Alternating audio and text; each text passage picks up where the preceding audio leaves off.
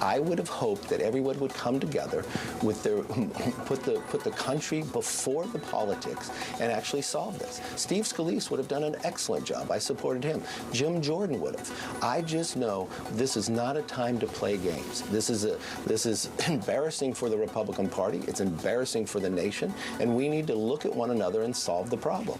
Former House Speaker Kevin McCarthy weighing in on party divisions as the speakership contest drags on and on and on. House Republicans turning to Washington, signaling what may be a drawn-out vote to fill the vacancy this week. A GOP candidate forum is scheduled for 6:30 p.m. The party is expected to start the election process tomorrow with 9 potential candidates. The lack of leadership leaving the House's fiscal priorities on pause, stranding bills for aid to Israel and Ukraine as a possible government shutdown looms in mid-November. Covering the circus is our own Annmarie Hordern in Washington, D.C. Annmarie, it seems like this is becoming incredibly unpopular. There was a USA Today Suffolk University poll that found 2-to-1 Americans are telling Congress to cut it out. They are sick of this.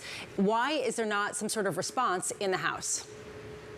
Well, yeah, it's quite chaotic. It's the 20th day in Washington where we don't have a Speaker of the House of Representatives. It's really unprecedented, uncharted territory. And now what you see is a 9-man race. And, you know, Lisa, there's names on here that people will be familiar with, like Tom Emmer. He's the current whip and part of the leadership. There's Representative Mike Johnson, who's the vice chairman of the House Republican Conference. But then there's another new fresh faces in this list, and potentially those individuals will have a chance tonight to make their case in this internal forum behind the scenes, right directly to the caucus, and then potentially tomorrow we will get a nominee. But the issue still remains. Can any one of these men get to 217 on the House floor?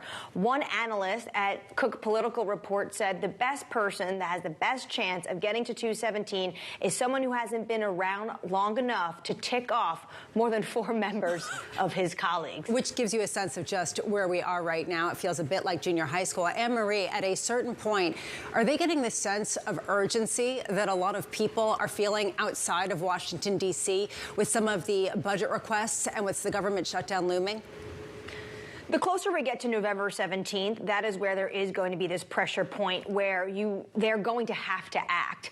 Potentially at that point, we could see this idea that was floating around last week that then got killed very quickly. But potentially, if you come to that point and there's still no Speaker of the House, there could potentially be a vote to give more powers to the current Speaker pro tem, Patrick McHenry, to get on with the legislative process. But that's not going to be an individual that potentially could remain Speaker for next year, or maybe that individual can, or we could see the Democrats really come to play and there want to be some sort of power sharing. The issue with that is that'll be very difficult for Republican when you think about the fact that they have an election next November.